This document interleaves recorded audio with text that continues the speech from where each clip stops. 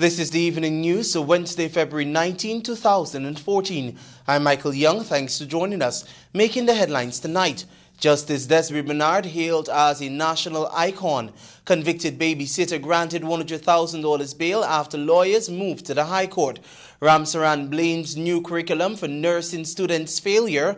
Eyewitness fails to ID Trevor Rose's killer. Body of missing laborer found in the Pomeroon River, and the competitiveness body says hardships loom if the anti-money laundering bill is not passed now. Now for the news in detail.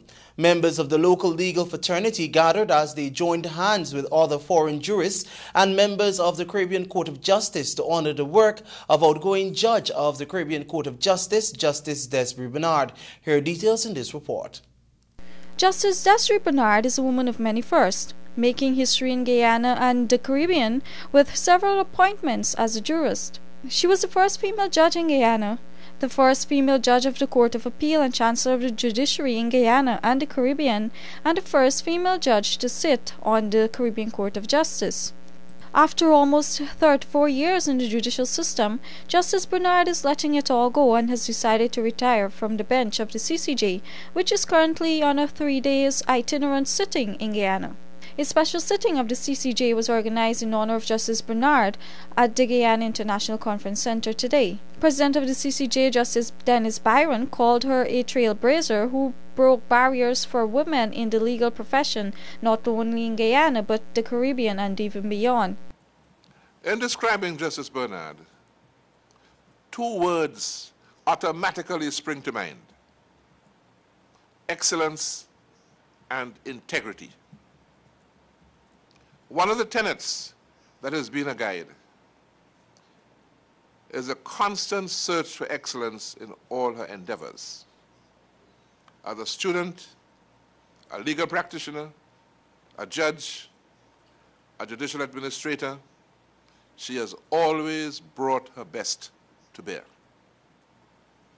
Her service to the profession and the public, not only nationally and regionally, but also worldwide, has been nothing short of service par excellence. Her commitment to excellence is rivaled only by her own deep-rooted adherence to the value of integrity. The CCJ president urged legal practitioners not only to celebrate Justice Bernard's work with words, but in deeds also.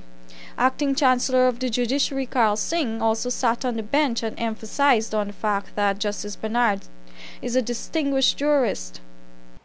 While we understand that the Regional Judicial and Legal Services Commission wished to have a female judge on the bench of the Caribbean Court of Justice, perhaps to achieve a measure of gender recognition, the choice of Her Honor Desiree Bernard was one of a judge with appropriate judicial temperament, a judge of considerable learning and experience, and a judge who, in exemplary fashion, has demonstrated discipline and decorum, and who is always courteous, polite, and extremely personable. Meanwhile, Attorney General and Legal Affairs Minister Anil Nandlal said that Justice Bernard has left a legacy to emulate.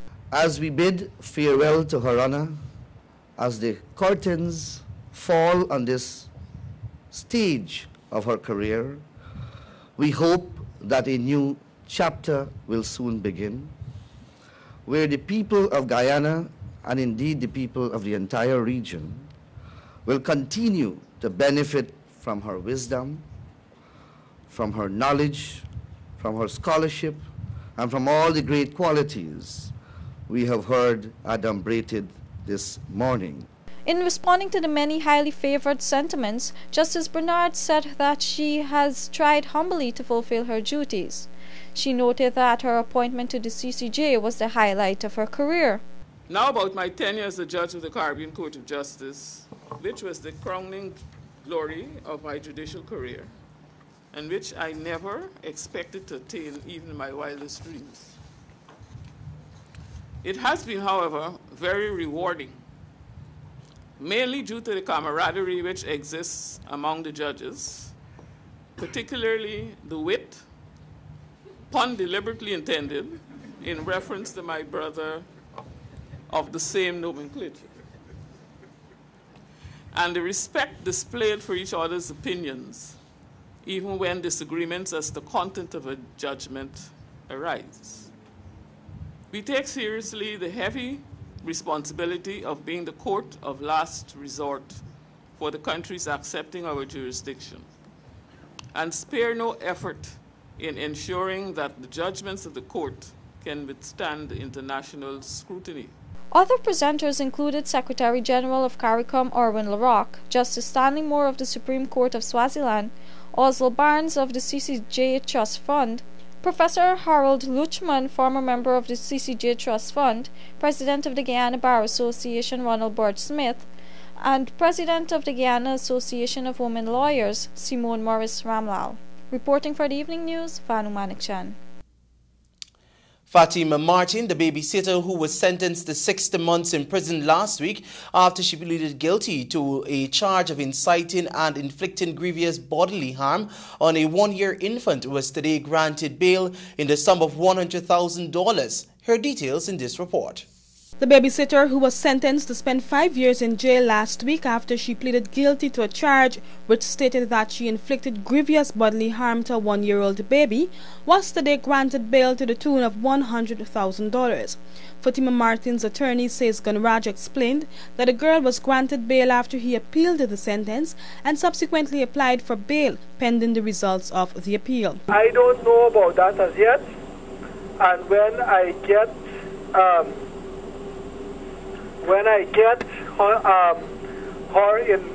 when she is released, at that time we will ventilate all of those issues. However, the attorney said that he was unable to comment on the claims made by Fatima, claiming that she was beaten by both police and the couple. Meanwhile, Joel Edmond, the father of the 1-year-old involved in the incident, today made a public statement in which it was recorded that from the medical records, the child was not assaulted on more than one occasion. In his statement, he refuted several claims that reportedly came from the young woman. The lawyer noted that the girl did not come from Lethem as was previously reported. He explained that Martin was not required to sleep in the same bed, nor was she mandated to do other chores inside their home except that of caring for his young daughter.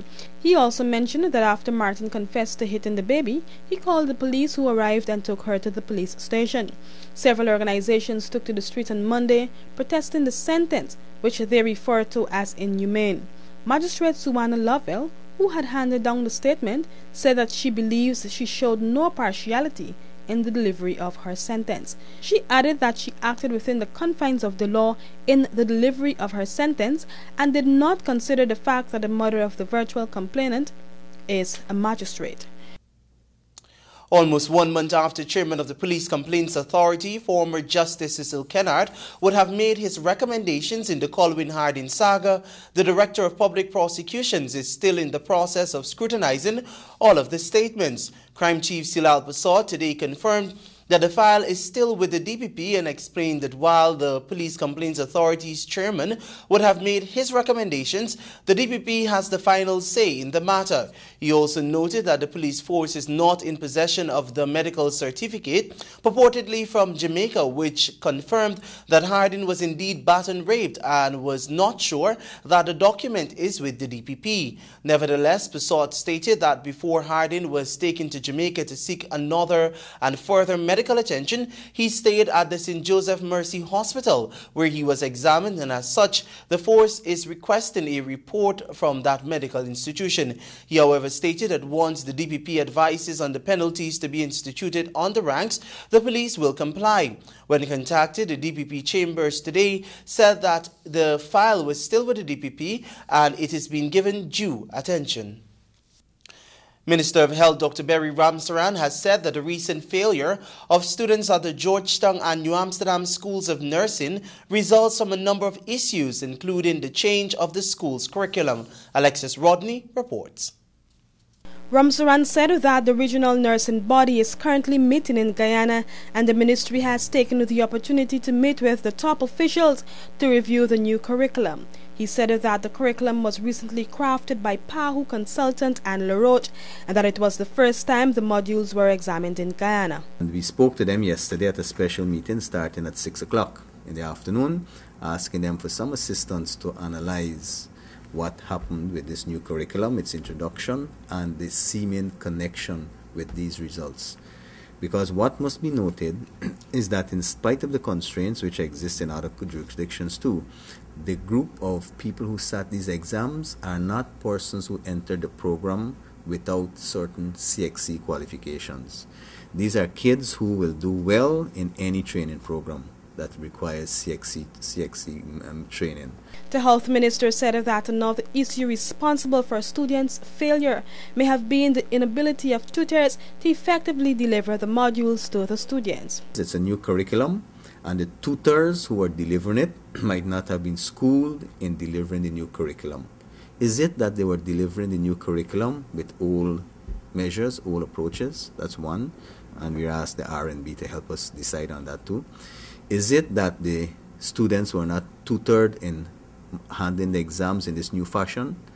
For example, when we look at the Nursing Council's review, initial review of what happened or what seems to happen, you have where blocks of students might have been answering a particular question, not like if it's something from the moon, giving some good answers, but maybe not relevant or not fully relevant to that question.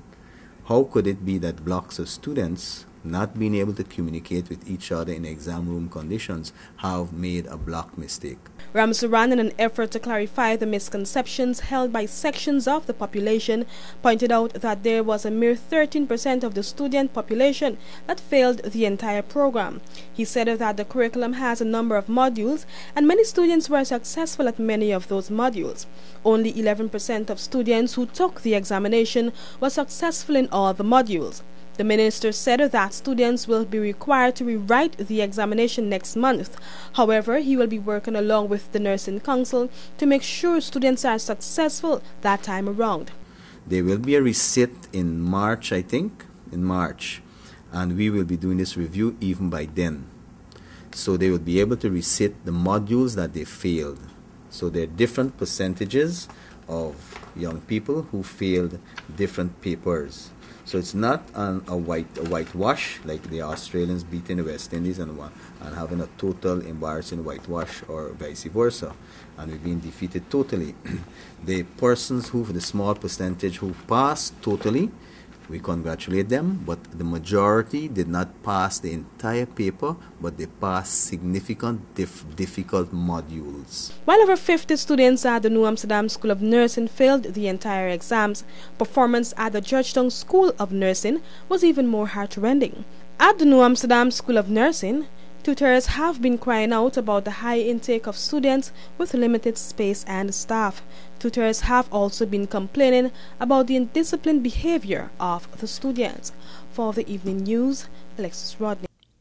Thanks, Alexis. One of the main eyewitnesses in the shooting death of designer Trevor Rose has failed to positively identify the shooter during an identification parade at the police headquarters, Iveri. Latoya Towler, who was with the designer at the time of his demise, had described the shooter to the police, and based on the description given, 2 men were arrested, but neither of them turned out to be the killer. Crime Chief Silal Pasot today confirmed that the 2 men were taken into custody, but after Towler could not have identified any of them, they were subsequently released. He added that the second witness, Newen Kirk, showed some reluctance when he was contacted to be part of the ID parade and did not show up. It is not clear why he was reluctant to show up, but the crime chief stated that if they are to crack this case, the police force will need as much cooperation as possible from the 2 witnesses. He said that the police are continuing their investigations and are optimistic that they will be successful soon. Rose was executed 2 Sundays ago when a lone gunman opened fire on the car he was in while in the vicinity of the traffic lights at Eccles, East Bank, Demerara. Rose, 32, lived at Lot 233 East Street, North Comminsburg, Georgetown. This is the evening news. More news after these messages.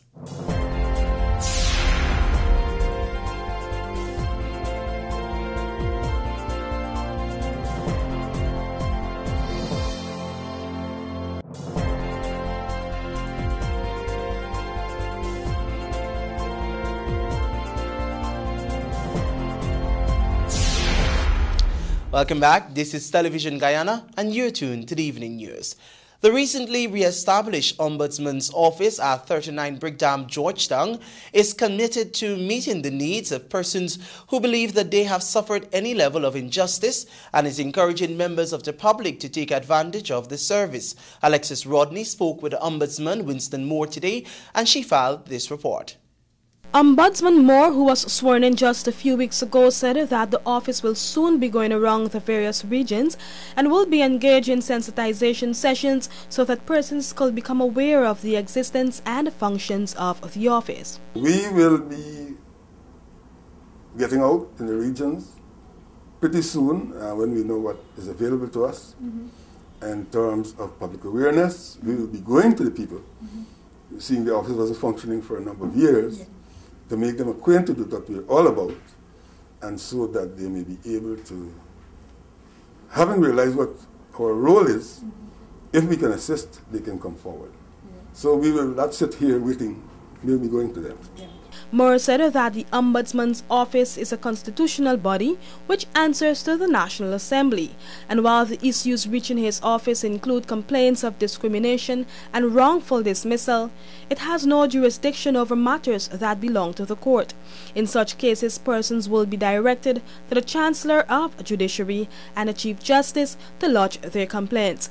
The office is in receipt of 19 complaints so far. We've had 2 cases of persons alleging wrongful dismissal, 3 persons claiming compensation for land, the land acquired by the state compulsorily. For example, one person, land was used for construction of a road, and they were promised alternative plot of land, which he has not yet received. 3 persons who had complained to the Labor Department where the employers, who were private persons, didn't pay them their wages, and they felt that their matters were not being vigorously dealt with. 2 of those matters have been resolved satisfactorily, and the persons returned to say thanks. The retired judge said that his office has been effectively carrying out the investigations. However, recommendations have been put forward for external investigators to be involved as well. Moore said that the recent visit by European Union officials was fruitful. He related that there are other international bodies that have found interest in the office and have offered their assistance in the training of staff members, which will in turn benefit the citizens of Guyana.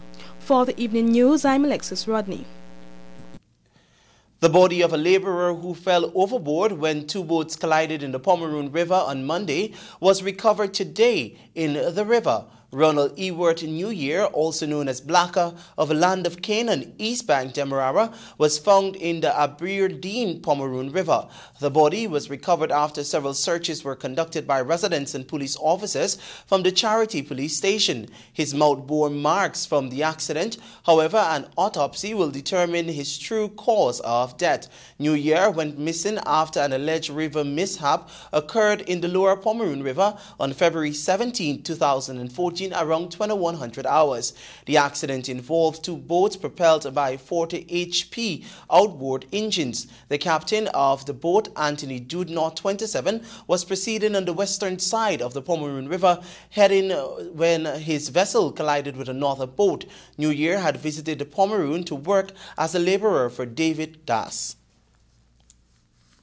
The Director of Public Prosecutions, Shamilar Ali Haq, on Tuesday said that her office did not at any point in time make a plea bargain with the suspect of the Lusignan massacre, as was claimed by attorney-at-law Nigel Hughes. Her details in this report.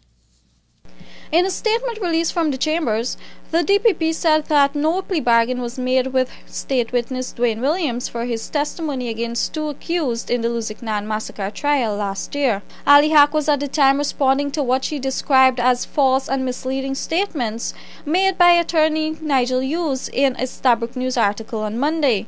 In the article, Hughes accused the DPP of granting the mass murderer a free pass as part of a deal for his testimony, despite him having confessed to participating in 3 massacres, which were carried out by notorious criminal Rondell Feynman Rollins. According to the DPP, the attorney's statements were contradicting, since one point he is saying that the man was giving a free pass without any charges, and then at another instance he said that the charges were mysteriously dropped. The DPP went on to say that investigations reveal that Williams was an accomplice in the massacres. However, she pointed out that it is a common law practice for accomplices to testify for the prosecution. Quote, "It has always been done in the criminal law practice and continues to be done. It is a lawful practice with which all criminal practitioners are familiar," end quote, pointed out the DPP. Reporting for the Evening News, Vanu Manikchan. A man appeared in court today before Magistrate Faith McGusty in the Georgetown Magistrates Court charged with simple larceny. Wilson Letlow, 51 of Lot 58 House Street, Charlestown, pleaded not guilty to the charge after he was accused of stealing one bed sheet valued at $3,000 from Fabric Works store in Georgetown. Letlow, who is an interior worker, allegedly stole the item from the store and attempted to make his escape before public-spirited citizens apprehended him. An application was made for bail to be rejected by the police prosecutor, but the man was granted $25,000 bail and is expected to make another court appearance on February 26th this year. This is the Evening News. More news still ahead.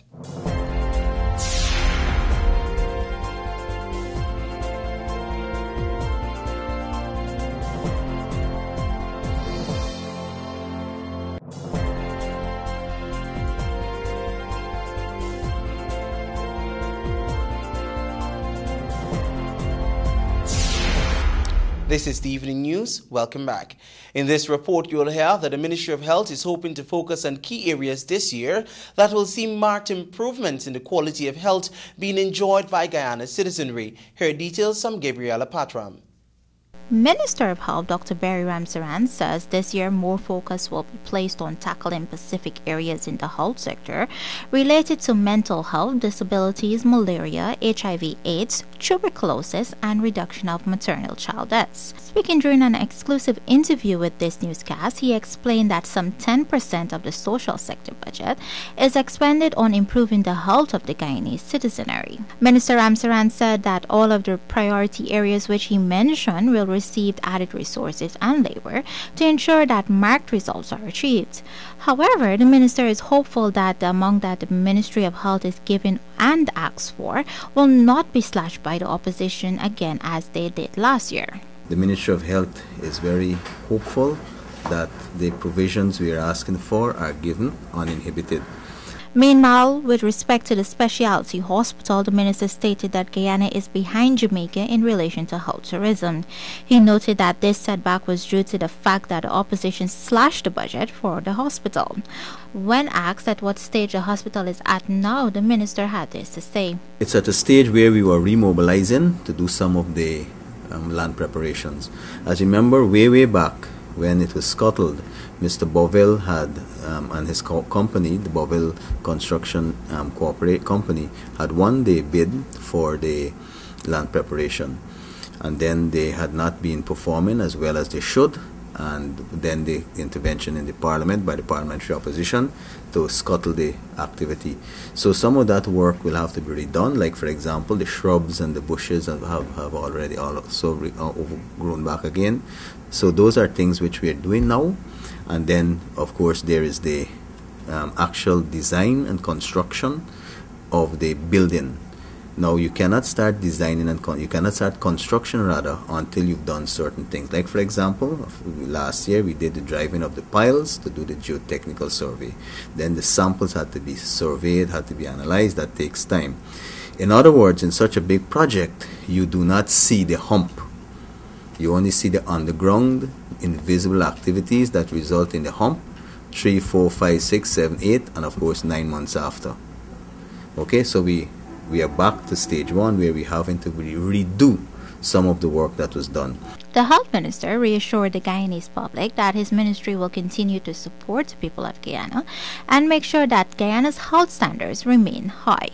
Reporting for the Evening News, I'm Gabriela Patram.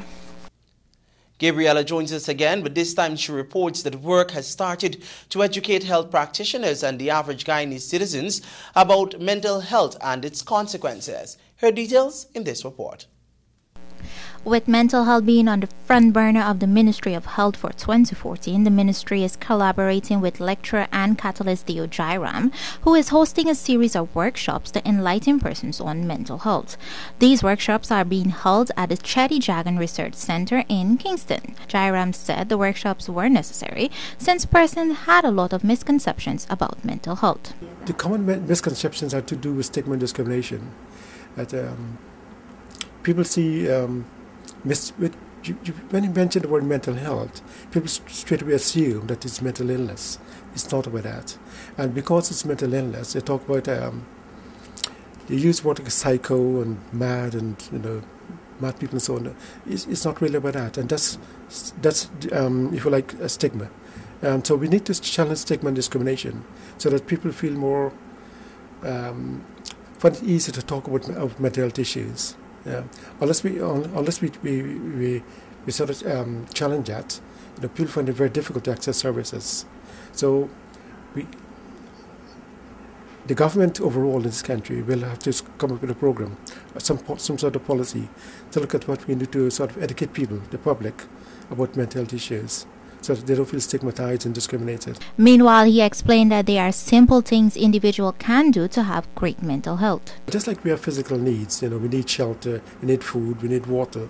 So mental health needs are things like we need love, we need attachment, we need to be cared for, we need attention, to receive attention, to give attention. These are some of the basic needs that we have. We need to feel that we are somebody in society, that we can be recognized and people recognize us. Okay, we need to give love as well. So these are some of the basic things that don't cost any money at all. We need to acknowledge people as well. That we got friends. We need to maintain those links. We need family connections. Overall, we need to be helping each other as well. So those are sort of basic needs, if you like, that people will appreciate. Mental health can be defined as the emotional and spiritual resilience which allows us to enjoy life and survive pain, disappointment, and sadness. It is the positive sense of well-being and an underlying belief in our own and others' dignity and worth. For the evening news, I'm Gabriella Patram. Thanks, Gabriella. Guyana's ambassador to the United States has also been accredited as the non-resident ambassador to Mexico.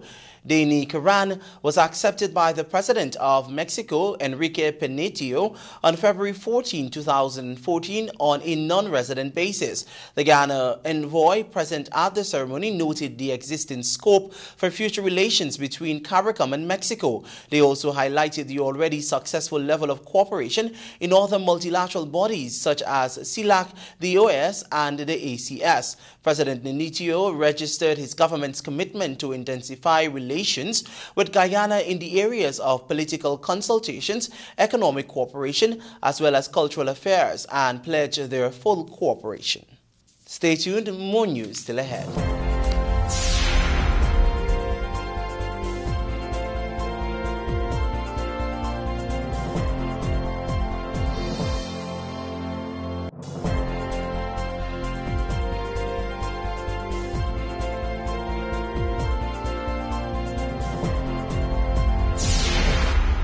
I'm Michael Young, and you're tuned to the evening news. The National Competitiveness Council today registered its concerns over the non-passage of the anti-money laundering bill, which it says can result in severe hardships for Guyana. Here are details in this report. Much ground has been lost, and despite the political ramblings as to the reasons why the anti-money laundering bill has not been passed, there appears to be deliberate attempts to stall its passage and further enactment. This is the position of the National Competitiveness Council, which today said that the non-passage of this bill will see hardships being imposed on the citizenry of this country. The council also opined that most of the work that was done over the past decade will not be meaningful if the bill is not passed. Much of what we have said, friends, much of what we have worked for over the last maybe 10 years at the National Competitiveness Council and at other forums with the government of Guyana can be wasted effort if what is happening with the money laundering bill at the moment is not resolved. In a release today, the council noted that some politicians aren't fully aware of some of the issues that will affect the livelihood of Guyana and the impact further sanctions will have on the country's private sector. There are clear and defined signals of hardships being placed on the private sector and the citizenry of Guyana who receives money from abroad. There are clear and defined hardships looming in the clouds that has already been implemented. The anti-money laundering bill is currently before Select Committee. However, concerns have been raised with regards to the proposed amendments to the bill. Home Affairs Minister Clement Rohi has stated that the amendments proposed by a Partnership for National Unity will create an underground money laundering ring. 9 persons have been elected to serve on the management team of the Central Moon Sighting Committee. The 9 persons were elected after the committee's members met on Sunday. The members were elected so as to aid in the effective carrying out of the CMSC mandate. The new members are Mulana Abu, who is the chairman, Barak Hanif, who was named the deputy chairman, and Mufti Sajid Khan, who was named the secretary, as well as Shahzad Sukram, who was named the treasurer. The other elected members were Ramzan Khan, Abdul Alim Rahim, Asif Feroz, Aslam Bishhu, and Wizar Feroz. Several key Islamic organizations were present at the meeting, which included the Central Islamic Trust and the Ghana Muslim Mission Limited. The Town Clerk's office has commenced the sale of sports for the Mashramani celebrations this year. Sports are available on Vicinjon Road between Carafesta Avenue and the Botanical Gardens Gate. The Evening News understands that the sports are also available at the Merriman's Mall from Vicinjon Road to Common Street. It is advised that the sale of these sports can only be done through the office of the Town Clerk. All payment must be made to the city's Treasury's Department after potential buyers of sports have obtained an invoice from the Town Clerk's office. Sports will be available for sale daily until Saturday, February 22, 2014, during office hours from 8 a.m. to 1600 hours. Join us on the other side of the break when you'll hear that the People's Progressive Party Civic has launched its MASH ban. Stay with us.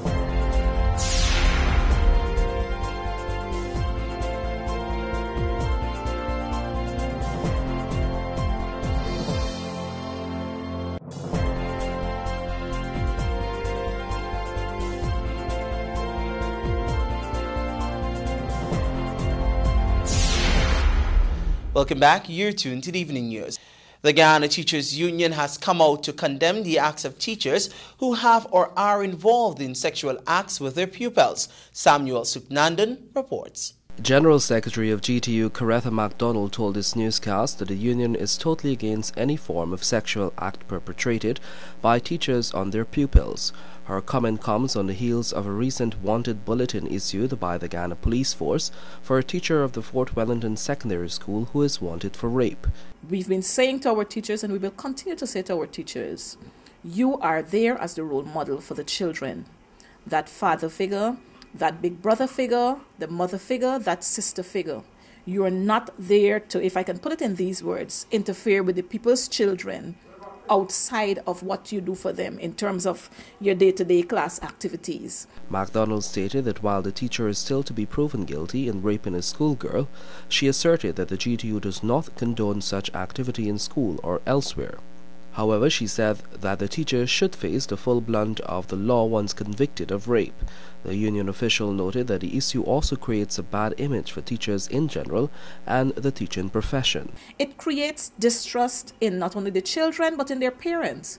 And so we're saying if we want to move our society to another place, then our teachers have got to start being more responsible, and teachers have got to understand if you want to have your fun and you want to be engaged in all kinds of activities, then go somewhere else and look for that. Don't look in the classrooms for that. The Guyana Police Force on Tuesday issued a wanted bulletin for Ronald Ford for questioning in relation to a matter of rape which is under investigation. Back in November of 2011, Ford, a teacher of the Fort Wellington Secondary School on the west coast of Berbice, was charged with having carnal knowledge of one of his students aged 14, fully knowing that she was under the age of 18. The charge to which he was not required to plead was read to him at the Weldad Magistrates Court. He was subsequently refused bail by Magistrate Robbie Ben. Ford had complained of losing his cell phone a few weeks before the charge. The phone was eventually found. After it was perused, images of him having sex with a female student were reportedly seen on the device. It was rumored that a teacher and student were having an affair. Reporting for the Evening News, I'm Samuel Suknandan.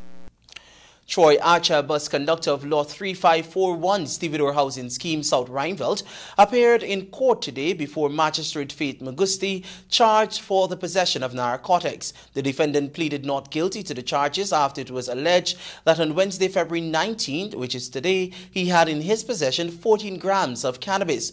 Renita Beaton, a police prosecutor, had no objections to bail but requested that the accused report to the CID Narcotics Branch every Monday and Fridays at 900 hours. Attorney at law Paul Fungafat noted that the accused is a father of two and pleaded with the magistrate for leniency. Bail was granted in the sum of $25,000. The defendant is expected to make another court appearance on February 28, 2014.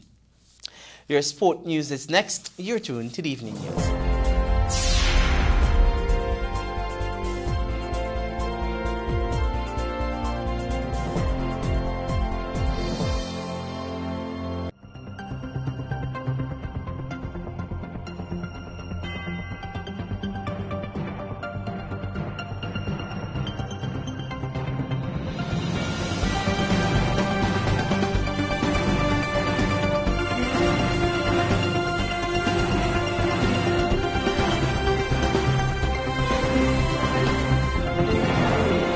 Welcome back. This is TVG Channel 28 and you're tuned to the Evening News.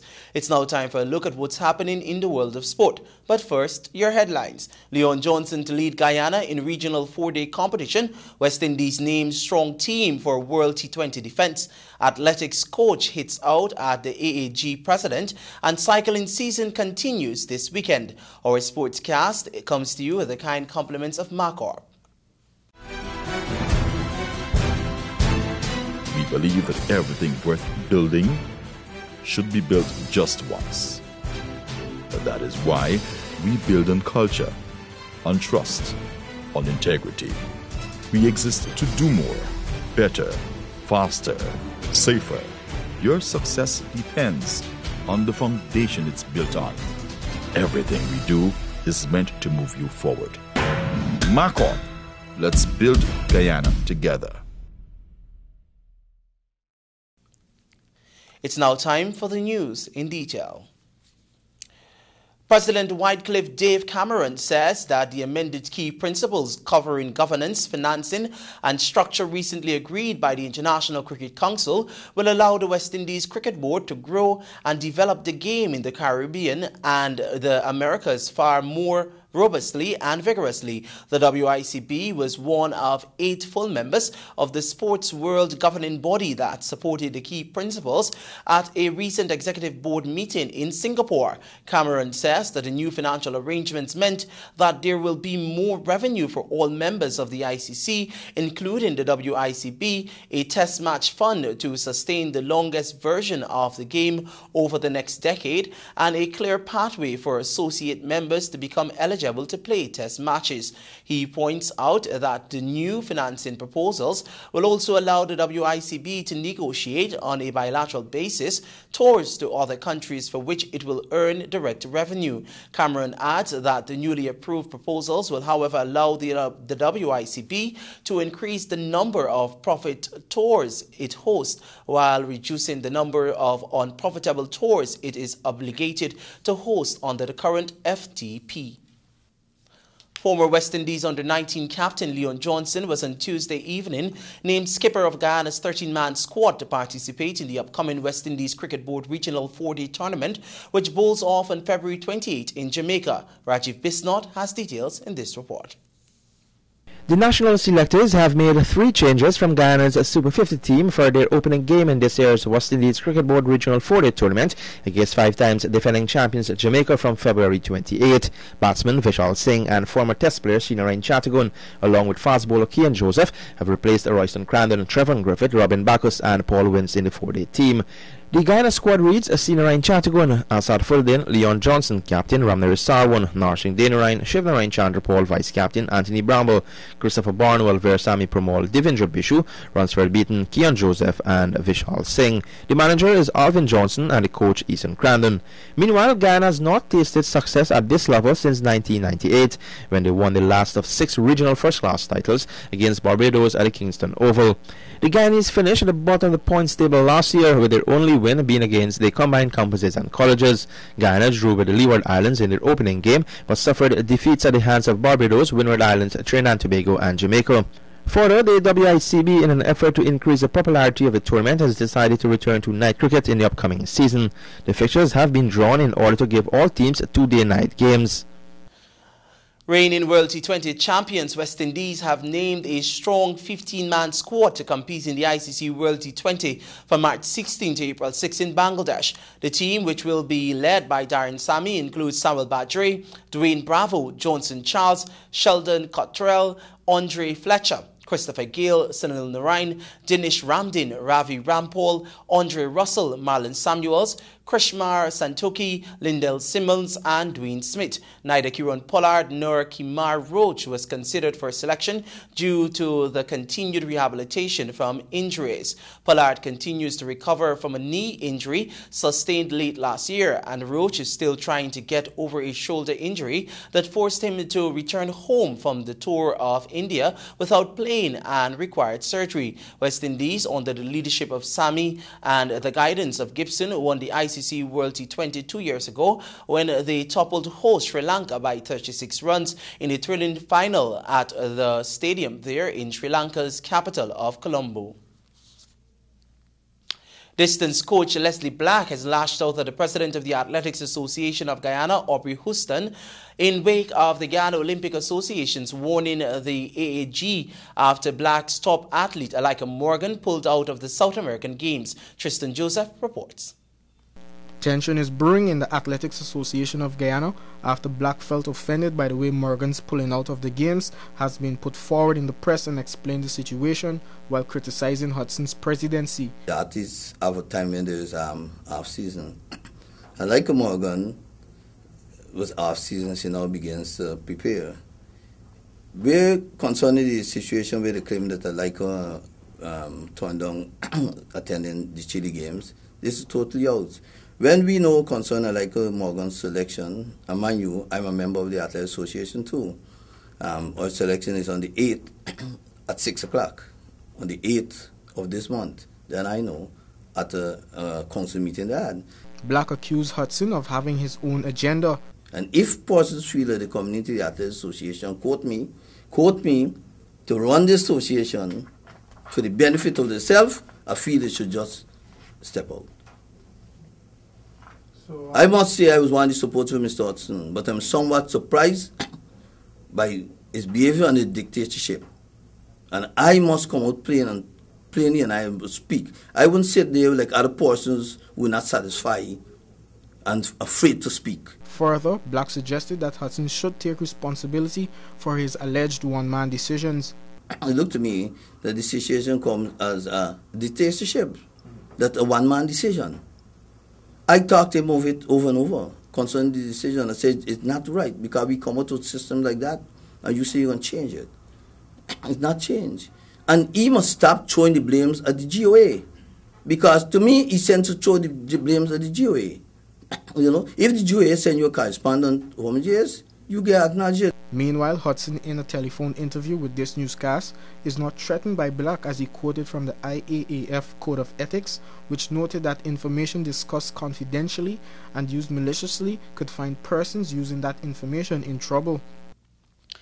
The cycling season is set to continue on Saturday with the 23rd annual R&R International sponsored 11-race program at the inner circuit of the National Park. The event is being held in observance of the country's 44th Republic anniversary and will get underway at 900 hours. The day's activities, which are being organized by the national cycling coach Hassan Mohammed, will see seasoned campaigner Alonso Greaves looking to successfully defend the feature, 35-lap schoolboys and invitational races. Greaves won last year's feature event in a time of 1 hour 15 minutes 43 seconds, but is expected to face stiff competition in defense of his title. Your bridge reports are next. You're tuned to the evening news.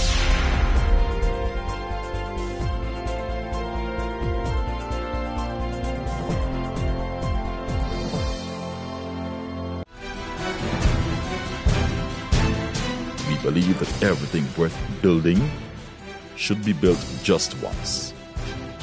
That is why we build on culture, on trust, on integrity. We exist to do more, better, faster, safer.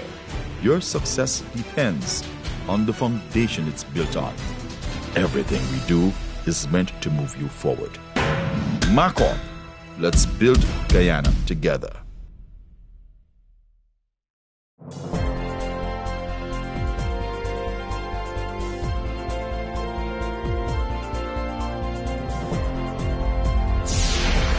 Welcome back. It's now time for a look at your bridge reports. The Demerara Harbour Bridge will be closed on Thursday, February 20 at 8 hours 30 for a period of 1.5 hours. The Berbice River Bridge will be closed on Thursday, February 20 at 7 hours 10 for a period of 1.5 hours. That's your Wednesday, February 19th edition of the Evening News. I'm Michael Young. Thanking you very much for joining us. Goodbye.